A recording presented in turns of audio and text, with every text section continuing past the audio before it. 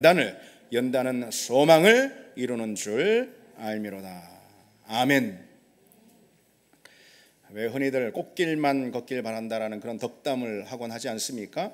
그러나 성경으로 보자면은요, 꽃길만 걷는 인생은 결국은 믿음이 인내 없는 믿음으로 퇴보하고 맙니다. 그러면은 그 사람은 매사에 작은 일에도 불안해하고 두려워하고 염려하고 그렇습니다. 결국은 꽃길을 걷는 인생이 되지 못하는 거죠. 불행한 인생이 되는 겁니다. 반면에 꽃길이 아닌 광야를 걷는 인생은 인내의 연단으로 인해 주어진 믿음으로 자라게 됩니다. 그러면은요, 그 사람은 연단이 주는 견고한 믿음으로 인해서 어떤 상황, 어떤 형편에서도 평강을 잃지 않게 됩니다. 결국은 그런 거죠. 평안을 가져오는 것, 또 좀 더 넓혀서 인생의 행복을 가져오는 것은 꽃길의 인생이 아니라 광야의 연단이다. 연단받는 믿음이다. 우리가 그 사실을 알 수 있습니다. 오늘 본문은요, 우리가 즐거워해야 할 두 가지 이유에 대해서 말씀해 주고 있습니다. 본문은 두 번 즐거워하라 라고 이렇게 반복하고 있는데요, 즐거워하라 라는 이 말은요, 은혜 받아가지고 마치 어린아이처럼 기뻐 뛰며 자랑하듯이 뽐내듯이 그렇게 기뻐하고 즐거워하는 그런 모습을 표현하는 겁니다. 그러면은요, 누가 즐거워할 수 있을까요? 뭐가 그렇게 즐거운 일일까요? 먼저는요, 두 가지가 있다고 그랬잖아요. 1절로 2절에 우리가 믿음으로 의롭다 하심을 받고 하나님과 화평을 이룬 후에 이제 은혜 가운데서 하나님의 영광에 참여하는 소망을 갖기 때문에, 소망을 가졌기 때문에 우리는 즐거워할 수 있다. 우리는 즐거워해야 된다. 그렇게 오늘 본문은 우리에게 가르쳐주고 있고요. 그리고 3절과 4절에 즐거워할 이유가 또 있는데, 그것은 다름 아닌 우리가 환난 가운데 있기 때문입니다. 환난 가운데 있을 때 즐거워하라. 왜냐하면요, 오늘 본문에서 우리에게 말씀해 주시듯이 환난은 인내를 낳고 인내는 연단을 빚어내고 연단은 소망을 이루기 때문인 거죠. 여러분, 아까 2절에 하나님의 영광에 이르는 소망을 바라기 때문에 우리는 즐거워한다, 그렇게 말씀하고 있지 않았습니까? 그런데 중요한 건 그 소망은 무엇이 가져오냐 이거예요. 무엇이 소망을 낳습니까? 연단은 무엇이 가져옵니까? 인내가. 그러면 인내는 무엇이 가져옵니까? 환난이. 그랬어요. 그래서 인내가 만들어지는 자리는 환난이죠. 그 사실을 오늘 우리가 좀 주목해 보고자 합니다. 그리고 그 전에 우리가 한 가지 좀 짚어야 할 사항이 있는데요, 오늘 본문에 환난은 인내를, 인내는 연단을, 연단은 소망을 이루는 줄 알미라, 그렇게 말씀하고 있잖아요. 안다 그랬어요. 그 사실을 안다, 알고 있다. 초대교회 성도들은 환난이 결국은 소망을 이루는 줄 알고 있었어요. 다 그걸 인정했어요. 그래서 사도 야고보도요, 너희 믿음의 시련이 인내를 만들어내는 줄 너희가 알미라, 너희가 이미 안다, 그렇게 말씀하고 있고요. 그리고 베드로 역시 너희가 이제 여러 가지 시험으로 오히려 크게 기뻐하는도다. 왜? 아니까. 그 시련, 그 시험이 결국은 인내를 만들어내고 인내는 소망을 세워줌을 아니까, 그러니까 너희가 다 기뻐하는도다, 이렇게 칭찬하고 있습니다. 초대교회 성도들은 환난이 인내를, 인내가 연단을, 연단이 소망을 낳는 그 사실을 알고 있었습니다. 그저 교리로만 아는 것이 아니고 그들이 믿음 안에서 경험하고 체험했다, 이겁니다. 그럼 여러분, 하나씩 생각해 보시면 환난은 뭘까요? 오늘 본문이 말하는 환난은 당연히 외부의 시험이나 어떤 박해 같은 것을 의미할 수 있습니다. 그러나 꼭 그것만 말하는 것이 아니에요. 그뿐 아니라 여러 가지 우리 삶의 자리에 있는 근심이나 걱정이나 불안이나 아니면은 불행, 불운, 문제, 장애, 아픔과 고통, 낙심과 좌절, 실패와 실망스러운 모든 경험들, 그걸 말하는 겁니다. 그것이 환난이에요. 힘들고 괴로운 감정을 만들어내는 그런 모든 상황들, 그게 바로 환난입니다. 한마디로 말해서 성경적으로 표현해 보자면 광야인 겁니다. 광야. 인생의 광야, 신앙의 광야, 광야를 말하는 거예요. 보통 그 광야는 환경으로 인해 주어지기도 하고요. 보통 그 광야는 사람들과의 관계 안에서 이 광야가 주어지기도 합니다. 환경으로 인한 광야, 사람으로 인한 광야, 그런 광야. 그러면은 그것이 환난인데, 환난은 바로 뭘 가져옵니까? 인내를. 인내는 여러분 무엇이겠습니까? 인내는 그런 환경과 광야를 그저 버텨내는 소극적인 태도를 말하는 게 아닙니다. 뭐 어쩔 수 없이 버티는 그런 수동적인 태도, 그런 게 인내가 아니라, 성경에서 인내라는 말은요, 환난이나 역경, 어려운 상황들을 감당하고 견디며 지탱해내는 어떤 믿음의 역량, 그걸 가리킵니다. 그것이 인내예요. 그 인내가 뭘 만들어냅니까? 바로 연단을 만들어낸다 그랬습니다. 그러면 여러분, 연단은 뭘까요? 오늘 본문의 연단이라는 단어를 아주 잘 우리가 이해할 필요가 있는데요, 본문의 연단은요, 도키메라는 그런 헬라어 명사입니다. 근데 이것은 도키마조라는 동사에서 나온 단어거든요. 이 도키마조의 뜻은 뭐 증명하다, 아니면은 믿을만하다, 아니면은 진짜이다, 뭐 그런 뜻입니다. 증명이 돼서 진짜로 믿을만하다, 뭐 그런 게 이 도키마조예요. 그러니까 그것의 명사형인 도키메, 이것은 뭐냐면은 증명이 된 인격, 그런 걸 말하는 겁니다. 믿을 만한 영적인 품성을 의미합니다. 그래서 어떤 영어 성경은 proven character, 이렇게, 그러니까 검증된 품성, 그렇게 번역하고 있습니다. 그런가 하면은 아예 뭐 이렇게 번역하는 그런 의역하는 성경도 있습니다. God's approval, 그러니까 하나님의 인정, 하나님께서 승인하셨어요. 그러니까 시험을 통과함으로 검증을 받아가지고 하나님께 인정받는 믿음, 그것이 우리말에는 연단이다, 이렇게 이제 기록이 되는 거예요. 그 연단이 무엇을 가져옵니까? 소망을 가져옵니다. 그러니까 여러분, 이렇게 좀 말할 수가 있을 것 같아요. 어떻게 말할 수 있느냐? 우리는 교회에서 믿음의 사람으로 누구를 인정할 수 있을까? 아니, 하나님께서 누구를 믿음의 사람으로 인정하실까? 그건 검증된 사람인 거예요. 그렇죠? 그럼 검증은 무엇으로 인해서 할 수 있는 것인가? 무엇으로 검증되는가? 많은 시련이나 역경이나 어려움, 그러니까 광야죠. 그것을 통과하며 빚어진 연단, 그걸 통해서 검증이 되는 겁니다. 그런 거죠. 그래서 인생의 많은 마찰을 경험하면서 연단이 된 사람, 그 사람은 믿음의 사람으로 인정받을 수 있다는 거예요. 하나님께서 믿음의 사람으로 인정, 승인하십니다. 그리고 중요한 거, 그 사람은 소망을 하나님께로부터 선물 받게 됩니다. 그렇기 때문에 이 연단을 받은 믿음은 어떤 상황 가운데서도 그 인생을 소망 가운데 든든히 세울 수가 있는 겁니다. 연단의 자리에서 하나님께로부터 하나님만 바라고 하나님 나라만 소망하는 그 소망을 선물로 받았기 때문에 그 소망이 그 심령 깊은 중심에 새겨져 있습니다. 그래서 새겨져 있는 그 소망이 그 믿음을 든든히 세우고 그 인생을 견고히 세우는 겁니다. 어느 자리 어느 형편에서도 기쁨을 잃지 않고, 그리고 샬롬을 잃지 않는 겁니다. 그 소망은 무엇이 낳습니까? 연단이 낳는다. 그 모든 결과를 출발시키는 처음 출발점은 무엇이죠? 오늘 본문에서 바로 환난이죠. 환난. 그러니 여러분, 우리는 이 광야에 대해서 우리는 늘 우리 신앙의 자리 가운데 잘 생각해야지 합니다. 잘 이해해야지 합니다. 광야에 대해서. 광야가 무슨 하나님께서 나한테 관심이 없으니까, 아니면은 내가 하나님께 버림을 받아서 하나님이 내 기도를 듣지 않아서, 심지어 하나님께서 나한테 화가 나셔서 주시는 그런 나쁜 형편들, 환경들. 광야는 절대로 그런 것이 아닙니다. 광야는 한마디로 말해서요, 학교입니다. 학교. 하나님의 학교. 어떤 학교냐? 소망의 학교라는 거예요. 소망을 우리에게 심어주는 소망의 학교예요. 그게 광야입니다. 소망을 배우고 소망을 품게 하는 그리스도인의 학교. 우리는 그 광야의 학교에 다 입학한 입학생이고, 뿐만 아니라 재학생입니다. 하나님 나라 갈 때까지 우리는 재학생입니다. 그래서 우리 믿음은 그런 광야의 학교에서 빚어지는 법입니다. 온전하게.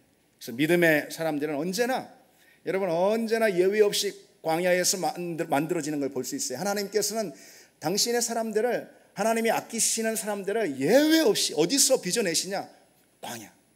광야의 학교에서 빚어내십니다. 하나님의 사람 치고요, 광야에서 연단받지 않는 사람 하나도 없습니다. 그런 사람 없어요. 여러분, 대표적으로 모세를 보십시오. 모세는 애굽의 학문으로 훈련을 받았잖아요. 모세는 입양된 왕자이기 때문에 애굽의 황실에서 정말 최고의 교육을 받은 거죠. 당대 최고의 엘리트 코스를 다 밟았습니다. 그런 정말 아무나 배우지 못하는 최고의 코스를 통해서 최고의 교육을 다 배웠습니다. 그러다가 모세가 자기 백성, 자기 민족에 대한 연민이 들게 되었고, 이제 내가 그러니 준비가 됐구나.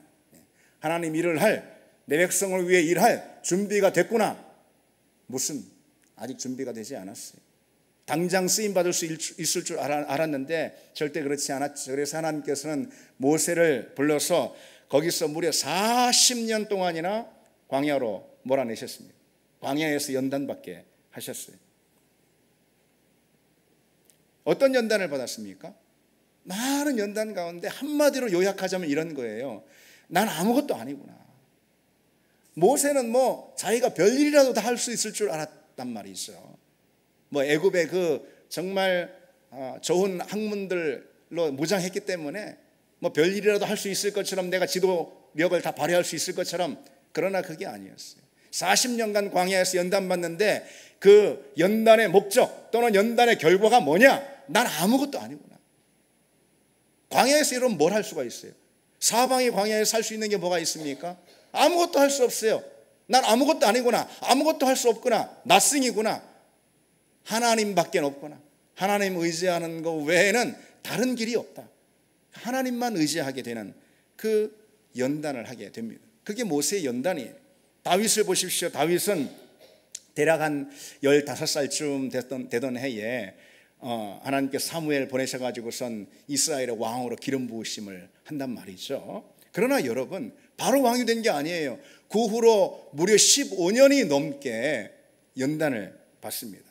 그제서야 왕이 되는데, 그 15년 동안 어떤 일이 있었습니까? 정말 온갖 숱한 광야에서 다윗은 연단을 받습니다. 연단의 도구가 뭘까요? 하나님이 다윗을 연단하시는 연단의 도구, 모함도 당하고 배신도 당하고 죽을 고비도 넘기면서 이 광야에서 저 광야로 목숨을 부지하기 위해 피하는 그런 세월, 이것이 바로 다윗을 연단한 그런 연단의 도구입니다. 온갖 종류의 사람들을 그 가운데 만나고요, 온갖 상황에 직면하면서 다윗은 난 아무것도 아니구나, 하나님 붙들지 않으면 내 인생 아무것도 아니구나, 바로 그 사실 하나를 배웠단 말이죠. 자기를 미워하고 모함하고 덫을 놓고 함정을 깔고 배신하고 저주하는 온갖 사람들과 부딪힙니다. 그리고 별의별 힘들고, 그리고 참 구차하고 두렵고 불안한 상황들을 직면하고 또 모면하기도 합니다. 그러면서 뭘 배우죠? 한 가지를 배웁니다. 자기 자신을 내려놓는 거예요.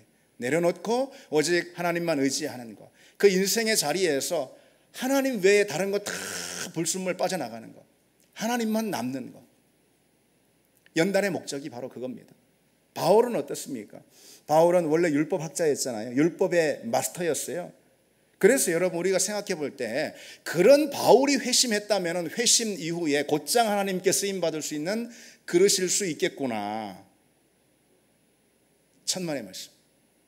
하나님은요, 아무리 율법에 정통하고 그 열심히 탁월한 바울이라 하더라도요, 곧장 쓰시는 법이 없습니다. 하나님은 절대 그런 분이 아닙니다. 바울을 3년이나 아라비아 광야로 몰아내셨고 밀어 넣으셨어요. 그리고 그 이후로 또다시 10년 동안 고향 다소로 낙향하게 만드셨습니다.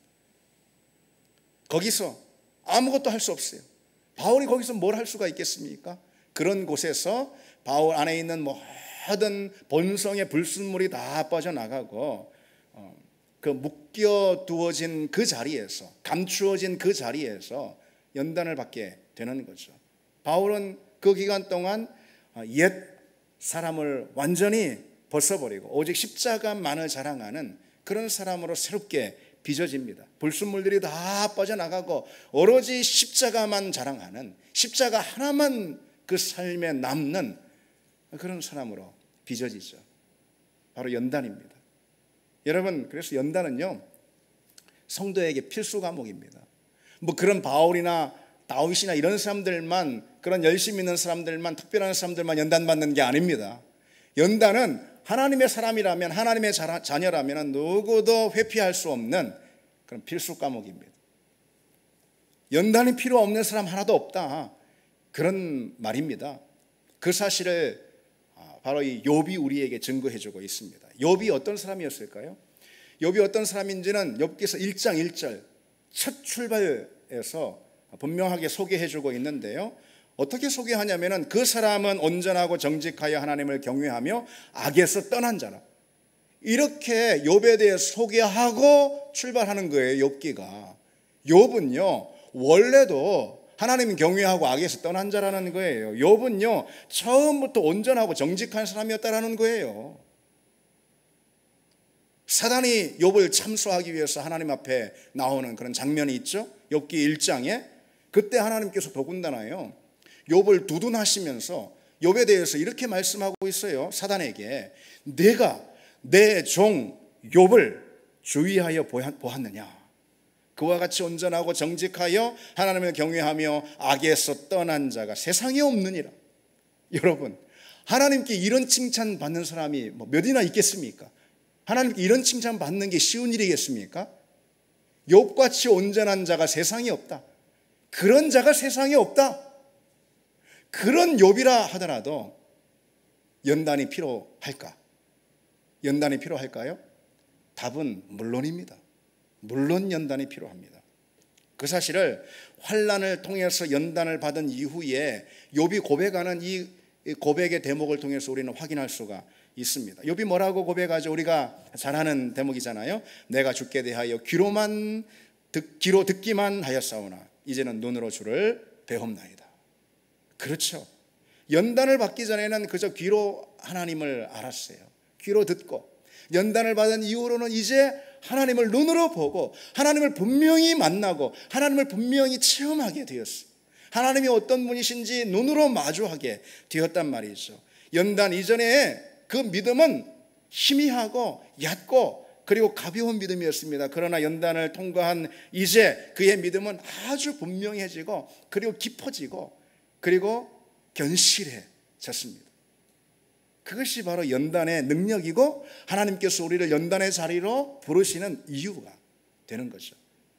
연단받은 사람과 연단받지 않은 사람은요, 그래서 확연히 차이가 납니다. 아주 중요한 결정적인 차이가 나버리는 거예요. 대표적으로 여러분, 사울과 다윗을 예로 들 수가 있습니다. 두 사람의 차이점이 무엇입니까? 여러분, 처음 출발할 때는요, 시작할 때 이 배경은요 이렇게 차이가 별로 없습니다. 비슷합니다. 둘 다 굉장히 겸손했고 아주 성실한 사람이었어요. 그래서 하나님의 주목을 받고 하나님께로부터 그 마음에 들게 되었어요. 그래서 왕이 되는 거 아니겠습니까?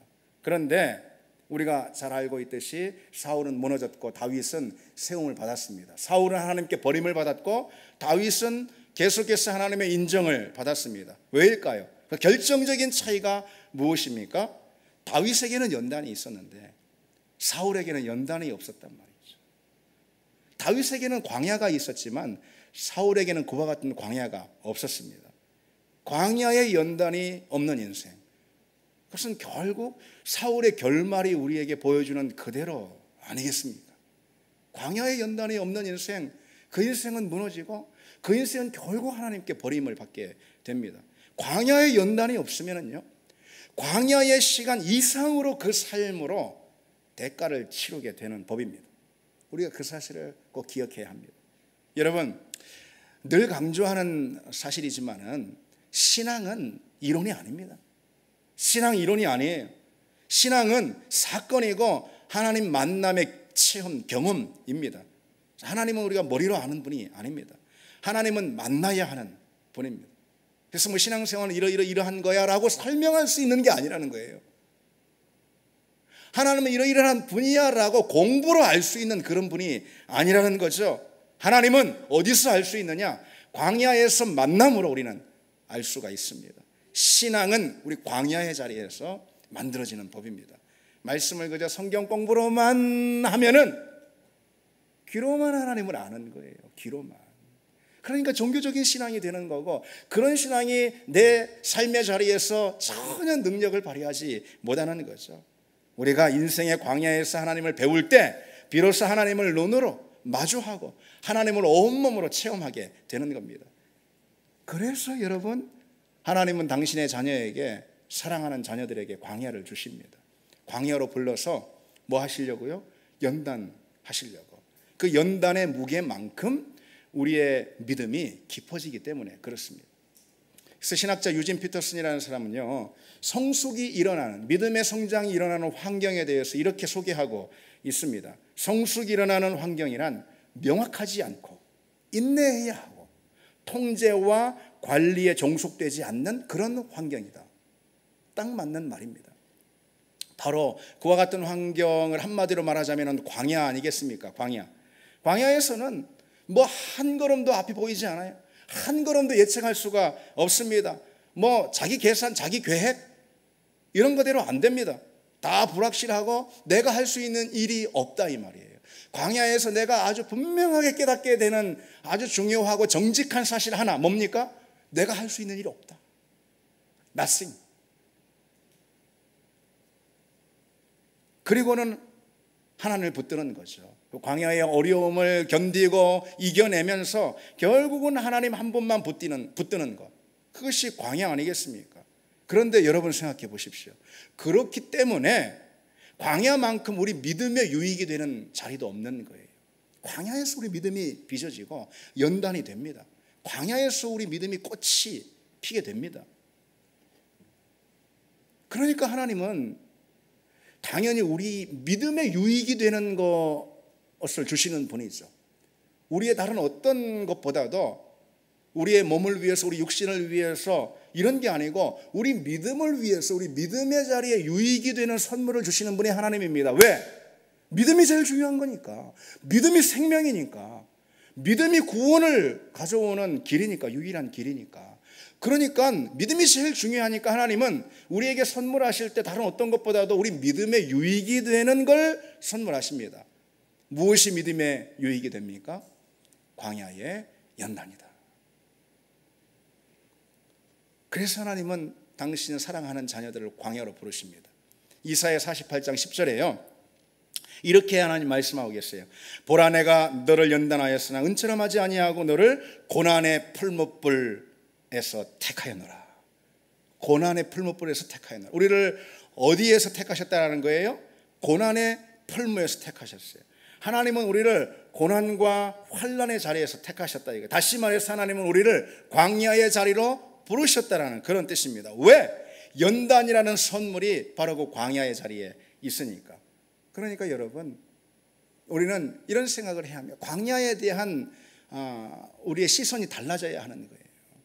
우리가 광야의 깊은 터널을 지난 다음에 비로소 축하하고 그리고 기뻐하는 것이 아니라, 그뿐만 아니라 그와 더불어서 광야의 자리 한복판, 그 연단의 한복판에서도 우리는 그것을 환영하고 기뻐하고 그리고 축하하고 감사할 줄 알아야 합니다.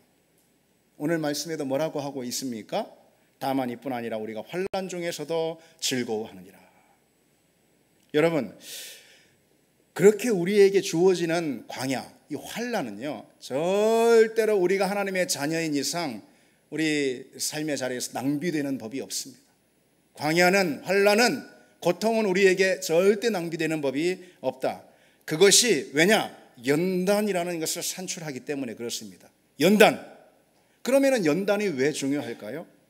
연단에는 아주 중요한 목적이 있기 때문에 그렇습니다. 연단의 목적이 있어요. 우선 우리가 이제 기억해야 할 것은 뭐 하나님께서 우리를 사용하시려고 우리를 먼저 연단하신다. 그게 연단의 목적이다. 이렇게 생각할 수 있는데 그것은 뭐 극히 일부인 거예요. 연단의 목적의 극히 일부 작은 거예요. 그거는. 그보다는 더 중요하고 많은 연단의 목적이 있습니다. 그래서 여러분, 우리가 연단 받을 때, 우리가 광야의 자리에서 연단 받을 때 이 사실, 제가 여러분들에게 말씀드리는 이 네 가지 연단의 목적에 대해서 여러분 꼭 마음에 두시기 바랍니다. 잊지 마시기 바랍니다. 연단의 목적이 뭐냐? 첫 번째로 믿음의 변화입니다. 변화된 믿음. 연단을 받은 사람은요, 변화됩니다. 아니, 이렇게 말할 수 있어요. 오직 연단 받은 사람만이 변화될 수 있어요. 그런 믿음만이 변화가 될 수가 있습니다. 거칠고 모난 본성과 성품이 깎이고 다듬어져서 변화가 됩니다. 그래서 우리가 이 사실을 좀 먼저 기억해야 할 것입니다. 이 변화에 대해서는 이 사실 먼저 기억해야 돼요. 하나님은요, 우리 환경을 변화시키는 분이라기보다도 나 자신을 변화시키는 분입니다. 우리의 믿음이라는 것은요, 환경을 변화시키는 그런 힘이라기보다도 내 자신을 변화시키는 능력입니다. 우리가 그 사실을 기억해야 합니다. 광야에서 변화가 일어납니다. 나의 변화가 일어나는, 내 믿음의 변화가 일어나는 거예요. 그런데 광야에서 연단받지 않으면요, 점처럼 변화되지 않습니다. 정말입니다. 점처럼 변화되지 않아요. 배운다고 바뀌는 게 아니에요. 안다고 그대로 사는 게 아닙니다. 여러분 뭐 운동하면은 건강해진다고 모르는 사람 있습니까? 그런데 그대로 사는 사람 별로 없습니다. 세계적인 리더십 전문가인 마셜 골드스미스라는 사람의 이 트리거는 이제 방아쇠를 당기다 뭐 그런 뜻인데 그런 책이 있습니다. 이 마셜에 따르면은요, 이 트리거라는 것은요, 우리의 행동을 이끄는 방아쇠다라고 그렇게 설명합니다. 이 트리거라는 이 방아쇠, 우리 행동을 이끄는 방아쇠인데, 그러니까 방아쇠 역할을 하는 어떤 자극이 있어야 사람들은 행동의 변화를 가져가더라. 뭘 안다고 뭘 배웠다고 변화되는 게 아니더라. 방아쇠 역할을 하는 그런 자극, 이게 있어야 행동의 변화가 온다. 그겁니다. 그렇지 않으면은 그런 강력한 자극이 없으면 절대 바뀌지 않는다. 세상 사람도 그런데요, 믿음은 더더욱 그렇습니다. 신앙도 마찬가지예요. 광야라는 이 방아쇠, 이 강력한 자극이 없이는요, 바뀌는 사람이 없어요. 그거 분명합니다, 여러분. 그래서 진짜 제자 훈련이라는 것은, 제자로 훈련되는 것, 그것은요, 고난이나 시험, 환난이나 이 풀무에서 일어나는 것이지 성경 공부로 그렇게 되는 것이 아닙니다. 왜냐하면 광야의 자리에서만 비로소 내가 죽게 돼요. 나의 죽음을 받아들여요. 그때 내 자아의 죽음, 십자가에서 나는 죽었습니다라는 것을 광야의 연단을 통해서만 받아들이게 되는 거거든요. 그리고 그것이 바로 변화의 시작인 거예요. 그것이 나는 죽었습니다 하고 변화되는 거예요. 그러니 그것은 다른 데서는 안 된다 이거예요. 광야의 연단을 통해서만 그게 일어납니다. 여러분, 김장을 생각해 보십시오. 김장 담글 때 배추가 숨이 막 그냥 파라파라 살아있으면은 그 김장 됩니까? 그거 안 되잖아요. 그래서 김장하려면 먼저 배추 숨부터 팍 죽이잖아요. 죽어야 된다 이거죠. 그래야 변화가 일어납니다. 아버지 편애 가운데 철없이 그저 뭐 할 말 다 하던 요셉을 보십시오. 그 요셉이 광야의 연단을 통해서 숨이 팍 죽지 않습니까? 왕궁에서 혈기왕성해가지고 뭐 내가 뭐 이 지식으로 뭐든 다 할 수 있을 거라고 그렇게 자부했던 모세, 광야에서 그 숨이 팍 죽지 않습니까? 세상 지식 다 가졌고 철두철미 내 자신만 옳다라고 그렇게 믿었던 바울 역시 광야의 연단으로 그 숨이 팍 죽습니다. 광야의 연단은 자아의 죽음을 선언하게 하고 우리로 하여금 그로부터 변화가 시작되게 만듭니다. 그래서 실패나 역경이나 고난이나 환난이 없으면요, 여러분, 우리는 절대 단언하건대 절대 하나님 찾지 않습니다. 여러분 다 인정하실 겁니다. 우리는 절대 주님 앞에 무릎 꿇지 않습니다. 이 믿음이라는 것은요, 그랬어요. 나는 아무것도 아닙니다. 난 nothing입니다. 이런 고백으로부터 시작이 되는 거거든요. 그래야 하나님 앞에 납작 엎드리게 되는 것이고 하나님의 은혜에 자기 자신을 맡기는 겁니다. 그러면은 그 하나님의 은혜가 나를 다듬고 나를 변화시키고 나를 세우는 겁니다. 그것이 변화를 가져오는 겁니다. 그래서 하나님 우리에게 연단을 주십니다. 믿음의 변화를 위해서. 두 번째로 연단의 목적이 무엇일까요? 그것은 바로 견고한 믿음이에요. 견고한 믿음. 연단을 받은 사람은요, 여러분 쉽게 낙심하지 않습니다. 연단 받은 사람은요, 그 마음이 쉽게 거꾸러지지 않습니다. 연단이 어떤 과정이에요, 여러분? 쇠를 생각해 보세요. 쇠를 어떻게 연단합니까? 불 속에 잠궜다 뺐다 두드렸다 계속 그것을 반복하잖아요. 그래서 쇠를 막 강하게 만들지 않습니까? 그렇게 만들어진 정금, 이건 뭐 어디다 부딪혀도 부서지지 않잖아요. 믿음의 연단도 같습니다. 연단받은 사람, 그래서요, 강하게 연단받은 사람 웬만한 일로 낙심하지 않습니다. 웬만한 일로 나가 떨어지지 않습니다. 믿음이 부러지지 않아요. 웬만한 거 가지고 뭐 상처받았다 하면 꺼이 뭐 울고 그러지 않습니다. 시험 들었다고 뭐 웬만한 일로 주저앉고 그렇지 않습니다. 왜 그런 일이 일어나느냐? 연단받지 않아서 그렇습니다. 그 사람에게 무엇이 필요하냐? 연단이 필요합니다. 바울은 우리에게 이런 고백을 들려줍니다. 우리가 사방으로 우겨쌈을 당하여도 쌓이지 아니하며 답답한 일을 당하여도 낙심하지 아니하며 박해를 받아도 버림받지 아니하며 거꾸로 뜨림을 당하여도 망하지 아니한다. 이런 믿음을 누가 감당할 수가 있겠습니까? 그렇지 않겠습니까?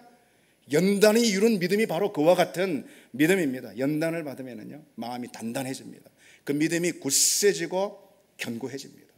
사방에 우겨싸임을 당하여도, 바울이 말한 이 사방, 그 가운데 요즘 그리스도인은 한 방향에서만 우겨싸임을 받아도 넘어져 버리고 말 겁니다. 사방에 우겨싸임을 당해도 넘어지지 않습니다.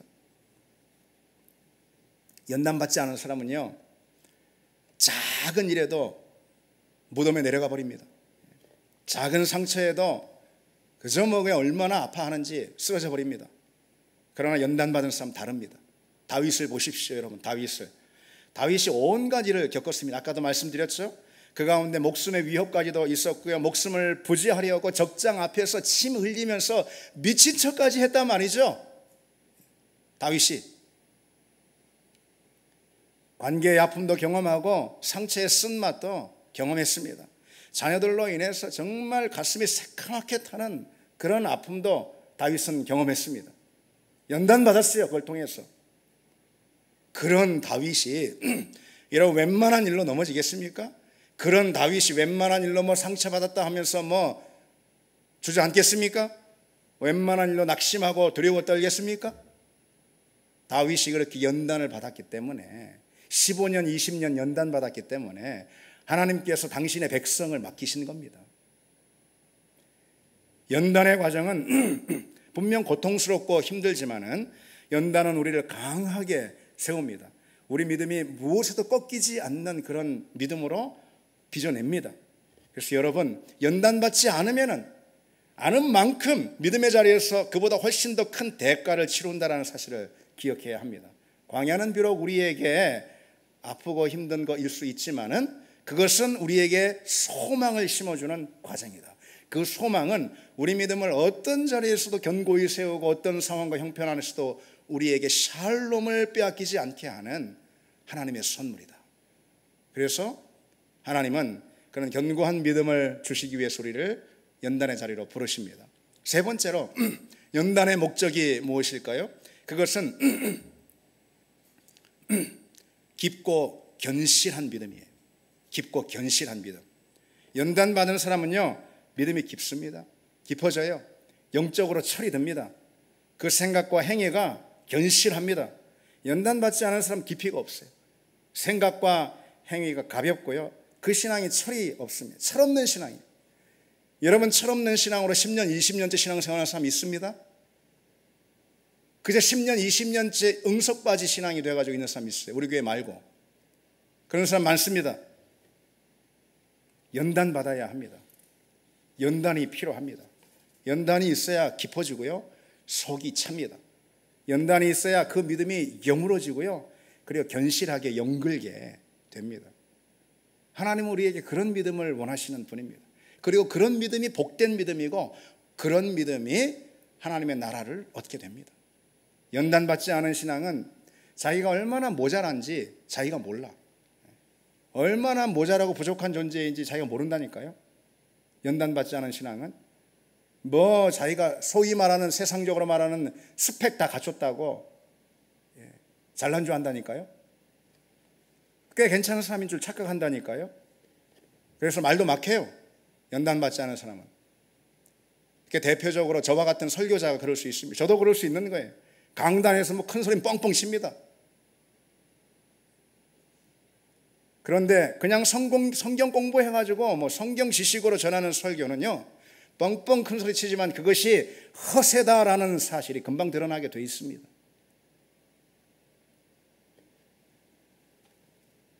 그래서 저는 두렵습니다.